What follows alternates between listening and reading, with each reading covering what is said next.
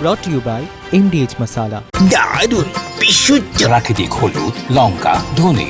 না, লঙ্কা, ধনে, হলুদ, MDH।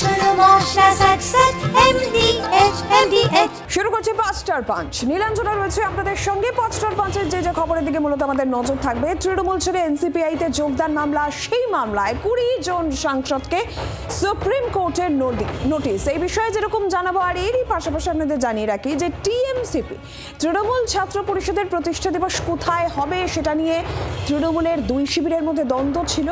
গান্ধী মূর্তি চত্বর, পাদদেশ চত্বর, সেই জন্যই আবেদন জানিয়েছিল দুই পক্ষ, কিন্তু কোনো পক্ষেরই কিন্তু আবেদন গ্রাহ্য হলো না। তাহলে কোথায় কোন পক্ষ এই তৃণমূল ছাত্র পরিষদের প্রতিষ্ঠা দিবস পালন করবে, কি বলছে দুই পক্ষ, সমস্তটা জানাবো। আর এরই পাশাপাশি অভিষেক বন্দ্যোপাধ্যায় রক্ষা কবচ মামলায় তার কিন্তু স্বস্তি অধরাই থাকলো বলা যায়। কি বলা হয়েছে, সেক্ষেত্রে আদালতে কি হলো জানাবো আপনাদের। তবে প্রথমেই যেদিকে নজর রাখতে হচ্ছে সেটা হচ্ছে এনসিপিআই সাংসদরা, তারা এখন কি করবেন। তৃণমূল ছেড়ে এনসিপিআইতে যোগদান করেছিলেন 20 জন সাংসদ। এবার তাদের উদ্দেশ্যে সুপ্রিম কোর্টের নোটিশ, অভিষেক বন্দ্যোপাধ্যায় মামলা দায়ের করেছিলেন, তারই এবার জবাব তলব করা হলো। 20 জন সাংসদের জবাব তলব করলো সুপ্রিম কোর্ট। এখনো পর্যন্ত নোটিশ জারি হয়নি স্পিকারের তরফে। অভিষেক বন্দ্যোপাধ্যায় দায়ের করা মামলায় জবাব তলব এবার সুপ্রিম কোর্টের। 20 জন সাংসদকে নোটিশ শীর্ষ আদালতের। এই প্রসঙ্গে কল্যাণ বন্দ্যোপাধ্যায়ের বক্তব্য আপনাদের শোনায়। নোটিশে জবাব দিতে হবে, আর্গুমেন্ট করতে হবে। যত আইন জানে তত বলতে হবে, কত কত সব আইন জানে।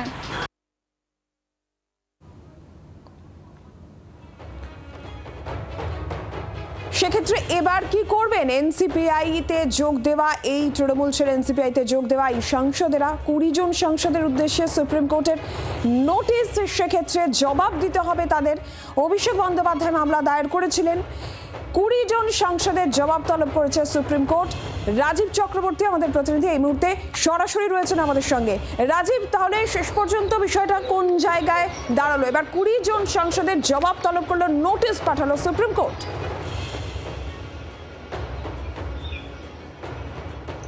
দেখো, তৃণমূল কংগ্রেসের একসঙ্গে 20 জন সাংসদ ভেঙে গিয়ে এনসিপিআইতে যোগদান, আর তারপর রাজ্য রাজনীতিতে যা ঘটেছে আমরা জানি, এবং জাতীয় রাজনীতিতেও তার প্রভাব পড়েছে। সেই 20 জন সাংসদের প্রত্যেকের বিরুদ্ধে 20টি আলাদা পৃথক পিটিশন দাখিল করেছিলেন অভিষেক বন্দ্যোপাধ্যায় লোকসভা স্পিকারের কাছে। 2 মাস অতিবাহিত হওয়ার পরেও লোকসভা স্পিকার কোনো ব্যবস্থা নেননি। এই অভিযোগে তিনি সুপ্রিম কোর্টের দ্বারস্থ হয়েছিলেন। সুপ্রিম কোর্টে মামলাটি গৃহীত হয়েছে। আজকে প্রথম শুনানি ছিল, আর আজকে প্রথম শুনানিতে লোকসভা স্পিকার ওম বিড়লা, লোকসভার সেক্রেটারি জেনারেল এবং এই 20 জন সাংসদকে নোটিশ পাঠাচ্ছিল সুপ্রিম কোর্টের প্রধান বিচারপতির বেঞ্চ। সেক্ষেত্রে সলিসিটর জেনারেল তুষার মেহতা তিনি জানান যে লোকসভা স্পিকার ওম বিড়লার পদ তিনি যে হোল্ড করেন সেটি একটি সাংবিধানিক পদ, এবং লোকসভার যিনি সেক্রেটারি জেনারেল তাদের দুজনের পক্ষে তিনি হাজির হয়েছেন সুপ্রিম কোর্টে। তাদের বক্তব্য তিনি জানাবেন, বাকিদের নোটিশ পাঠানো হতে পারে, এবং সেই অনুযায়ী এই মামলায় প্রত্যেককে নোটিশ পাঠানো হয়েছে। একেবারে সুদীপ বন্দ্যোপাধ্যায় থেকে, কাকলি ঘোষ দস্তিদার থেকে, শতাব্দী রায় থেকে মোট 20 জন সাংসদ তাদের বক্তব্য জানাতে হবে। তাদের নোটিশ পাঠিয়ে বলা হয়েছে তারা যাতে আদালতে তাদের বক্তব্য জানান, এবং এই মামলার পরবর্তী শুনানি কবে হবে তা এখনো ধার্য হয়নি। কিন্তু এই মামলার পরবর্তী শুনানিতে এই 20 জনের কি বক্তব্য সেটা যেমন উঠে আসবে। ইতিমধ্যেই লোকসভার স্পিকার তিনি গত 2 মাস ধরে কেন ব্যবস্থা নেননি সেই বিষয়টিও কিন্তু উঠে আসবে।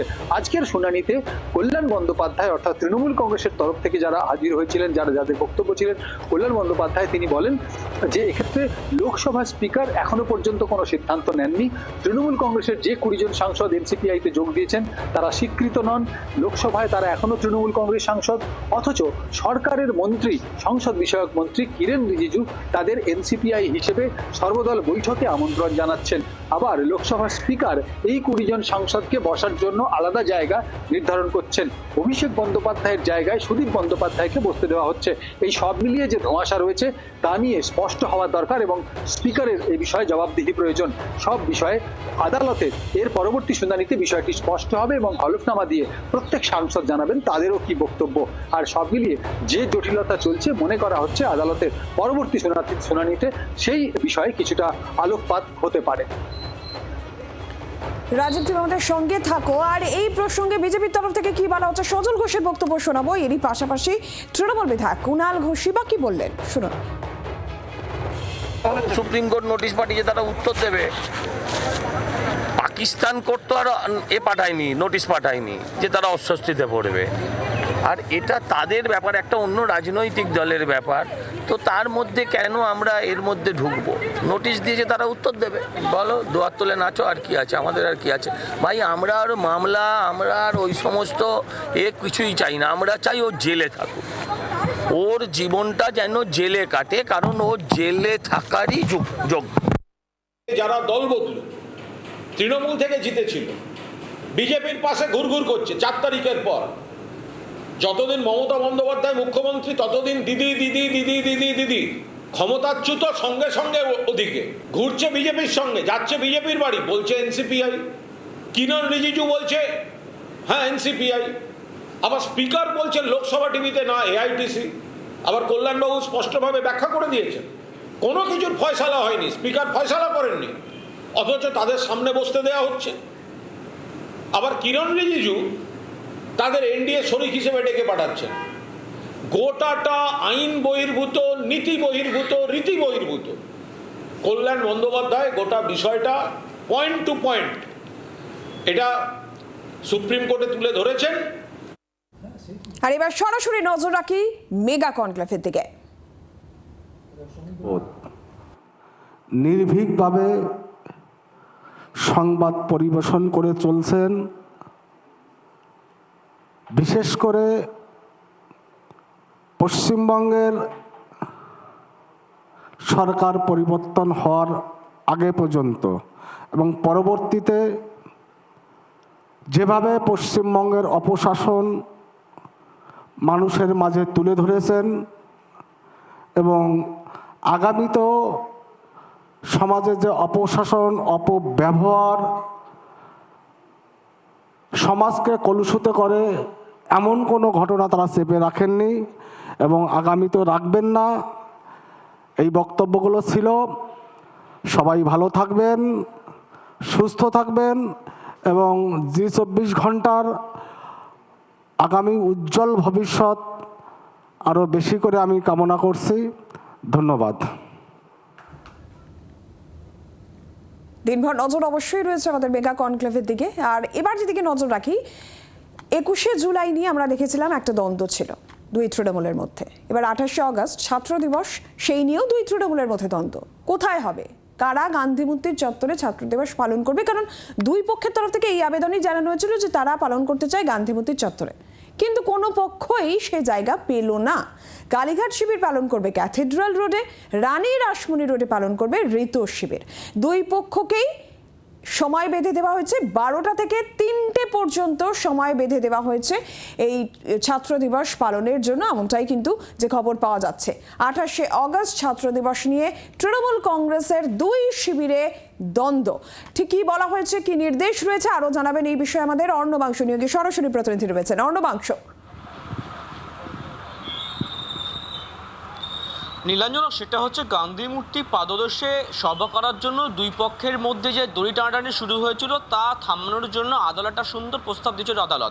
আদালত বলল, আপনারা দুপক্ষ একই সঙ্গে হাত মিলিয়ে সভা করুন, আমি গান্ধী মূর্তি পাদদেশে আমি করার জন্য পারমিশন দিচ্ছি। কিন্তু কোনো পক্ষই তারা একে অপরের সঙ্গে সভা করতে রাজি নয়। সে কারণে কলকাতা হাইকোর্ট বাধ্য হয়ে দুজনকে আলাদা জায়গা বেছে দিল, একটা ক্যাথেড্রাল রোড, একটা রানী রাসমণি। সময়সীমা একই, লোকসংখ্যাও একই, 1500-র বেশি নয়।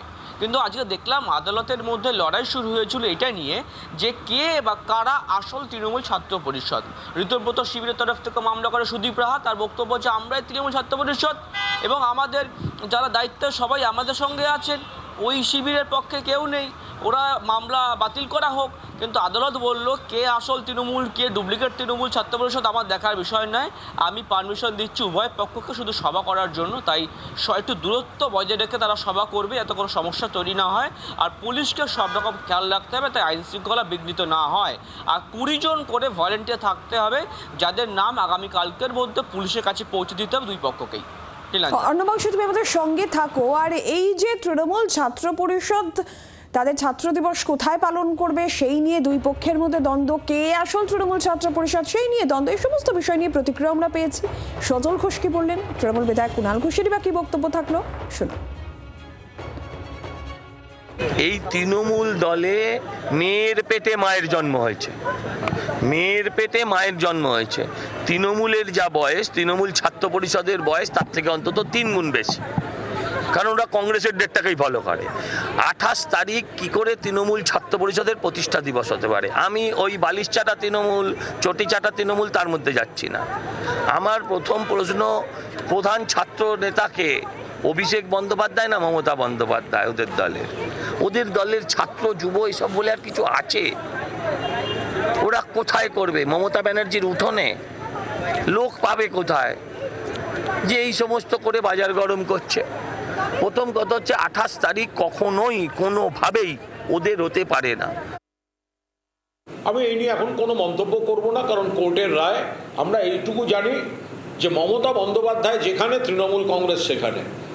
21শে জুলাইও আমরা দেখেছি যে জোর করে কারা করতে গেলেন মেয়র সব রকম বিজেপি এবং সরকারের সাপোর্ট নিয়ে প্লাস্টিকের চেয়ারগুলো ভরাতে পারে। আর ক্যাথিড্রাল রোডে মমতা বন্দ্যোপাধ্যায়ের সভা জনজোয়ারে উপচে গেছে। তো বলে আমরা আদালতকে 100 বার সম্মান করি, আবার জনতার আদালতকেও সমানভাবে শ্রদ্ধা করি। বাকিটা কোর্ট বলেছে, আমাদের দল এবং ছাত্র শাখা দেখবে। জি 24 ঘন্টার মেগা কনক্লেভে মুখ্যমন্ত্রী 100 দিনে পারফরমেন্সের মূল্যায়ন হয় না, এখন ক্ষত সারানোর সময়। সরকারে গিয়ে দেখলাম রাজ্যকে দেউলিয়া করে গিয়েছে গত সরকার, আত্মনির্ভর হতে হবে বাংলাকে, বললেন মুখ্যমন্ত্রী শুভেন্দু অধিকারী।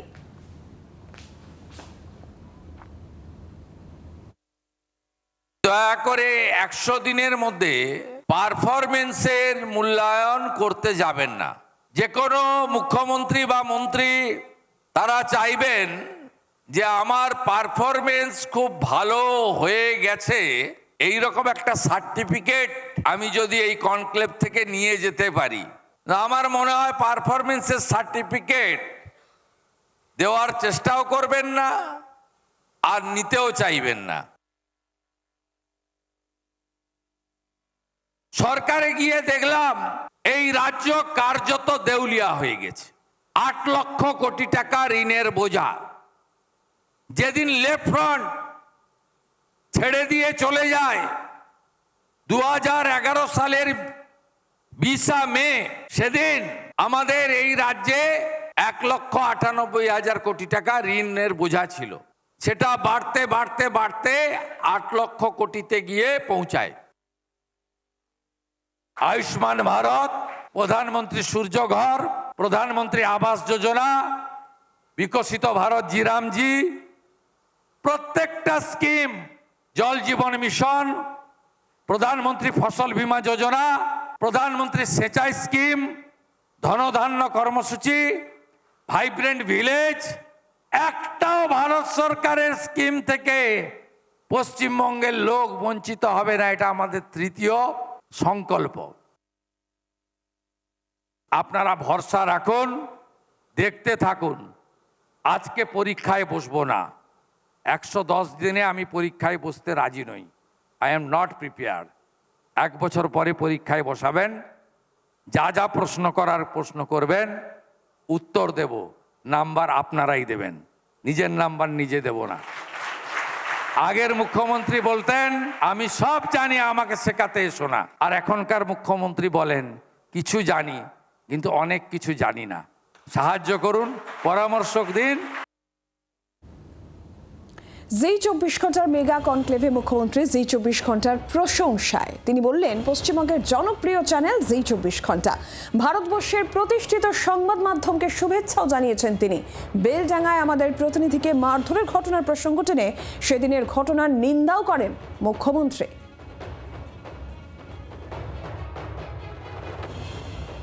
আমাদের পশ্চিমবঙ্গের জনপ্রিয় ইলেকট্রনিক্স মিডিয়া তথা ভারতবর্ষের অত্যন্ত প্রতিষ্ঠিত সংবাদ মাধ্যম জি 24 ঘন্টা, তাকে আন্তরিক শ্রদ্ধা এবং কৃতজ্ঞতা জ্ঞাপন করব যে তারা সরকারের 100 দিনের পূর্তি উপলক্ষে এই ধরনের একটি সারাদিনব্যাপী কলকাতাতে কনক্লেভ আয়োজন করেছেন।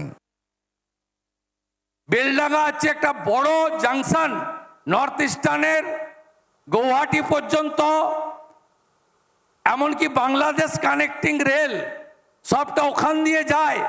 নর্থ ইস্টার্নের করিডোর, নেপাল ভুটান সব ফ্রেট যায় ওখান দিয়ে। আপনি সেখানে রেল লাইনকে বন্ধ করে রেখেছেন 3 দিন। জি 24 ঘন্টার একজন ইয়াং আমাদের রিপোর্টার বোন, বহরমপুরের বাড়ি, তাকে পিটিয়েছেন। আর আপনি এয়ারপোর্টে দাঁড়িয়ে নর্থ বেঙ্গল যাওয়ার সময় বলে গেলেন শুক্রবার তো একটু আধটু হবেই, আমি কি করব, হোয়াট ক্যান আই ডু। আমি শুক্রবার বলিনি, আপনি বলেছেন। আপনার কথাটাকে আমি ফিরিয়ে দিয়েছি। আমি সব সময় বলতাম চিরদিন কাহারও সমান নাহি যায়। এই মুহূর্তে আবারও নজর রাখি জি 24 ঘন্টা মেগা কনক্লেভের দিকে। করেছি আমরা যেন এই জেনারেশন গ্যাপটাকে মুছে ফেলতে পারি।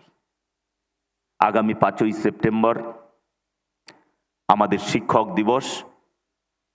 সেই শিক্ষক দিবসে ছাত্রছাত্রীদের মধ্যে একটি প্রবন্ধ প্রতিযোগিতার আমরা আয়োজন করেছি। প্রবন্ধের বিষয় কি? আমরা যারা বড়রা আছি, আমরা আমাদের দৃষ্টিভঙ্গিতে স্কুলকে সাজিয়ে দেই। আমাদের দৃষ্টিভঙ্গিতে বিদ্যালয়ের কি প্রয়োজন নয় সেটা নির্ণয় করি। আমি দপ্তরের আধিকারিকদের সঙ্গে কথা বলে তাদের প্রবন্ধ লিখতে বলেছি। প্রবন্ধ প্রতিযোগিতার বিষয় হলো কেমন হবে আমার বিদ্যালয়।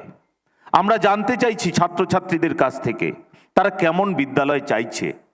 সে বিষয়গুলো আমার দপ্তরে সে প্রত্যেকটি প্রবন্ধ অত্যন্ত গুরুত্ব দিয়ে বিবেচনা করে সেখান থেকে যদি আমরা কোনো বিষয় পাই যেটা সকলের মনে হবে বা আমাদের বেশিরভাগ বিশেষজ্ঞদের মনে হবে যে এটা বিদ্যালয়ে যদি এটা চালু করা যায় তাহলে খুব ভালো হবে, সে বিষয়টি আমরা দেখছি।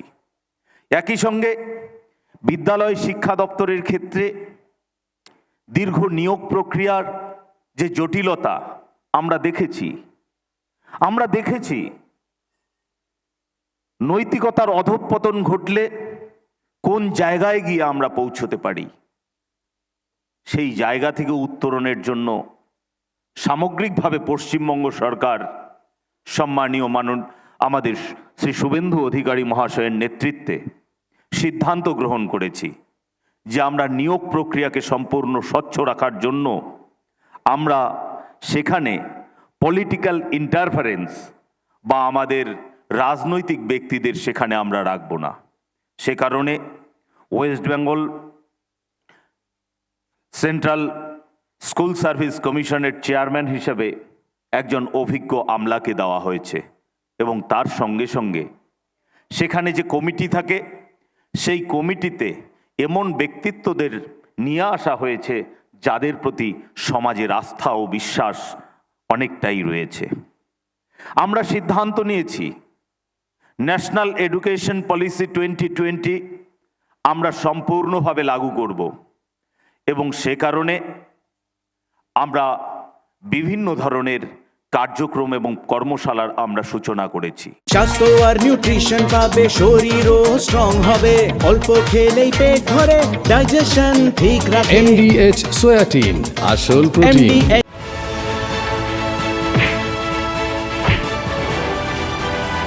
Brought to you by MDH Masala।